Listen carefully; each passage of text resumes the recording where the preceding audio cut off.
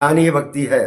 श्री कृष्ण गीता में बताते हैं, हे अर्जुन, 4 प्रकार के लोग मुझे बसते हैं: आर्थ, जिज्ञासु, अर्थार्थी, ज्ञानी।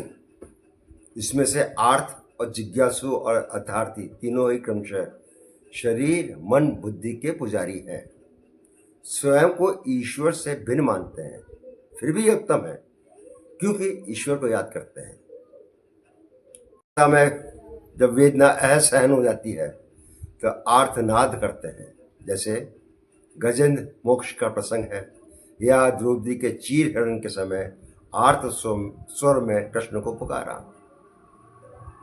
अर्थार्थी भोग साधन की तृष्णा में डूबा रहता है, सदा ईश्वर से कुछ ही मांगता ही रहता है। यह भक्त तो पक्के होते हैं, भगवान को समर्पित भी होते हैं, किंतु ऐश्वर्य प्राप्ति के लिए फिर भगवान के साथ एकात्म नहीं हो सकते। जिज्ञासु या ज्ञान का इच्छुक है, वे स्वयं के बारे में जानना चाहता है और ईश्वर के बारे में जानना चाहता है। ग्रंथ पढ़ना, सत्संग करना, साधना, चिंतन आदि करना जिज्ञासु की पहचान है और यह मूल में भक्ति मार्ग है। ज्ञानी आत्मरत रहते हैं, उनकी भक्ति निष्काम होती है, अंतिम लक्ष्य भगवत भक्ति की ही होती है। इन चारों भक्तों में ज्ञानी श्रेष्ठ माना गया है। यह मनस्वी होते हैं, ईश्वर के भक्त देहाभिमान से मुक्त होते हैं, नित्य युक्त रहते हैं, अपने चित्त में विक्षेप नहीं होता। ज्ञानी भी आत्मा को सर्वश्रेष्ठ मानता है, आत्मा ही आत्मा के परमात्मा के निकट है।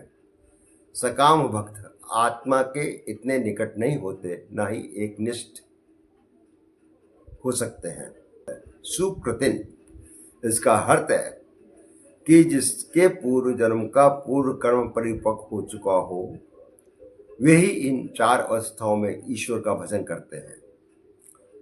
व्यापक रूप से भगवान का भजन करना आरती है। भजन को किसी भी कारण से किया जाए, परिणाम मन की पवित्रता से ही है। ज्ञानी को भी भजन करने वाला कहकर भक्ति को ज्ञान से बड़ा बतलाया गया है।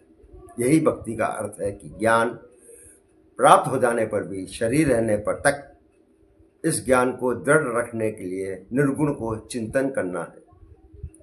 भगवत प्रेम से ही तत्व ज्ञान विकसित होता है और तत्व ज्ञान भागवत प्रेम बढ़ाता है।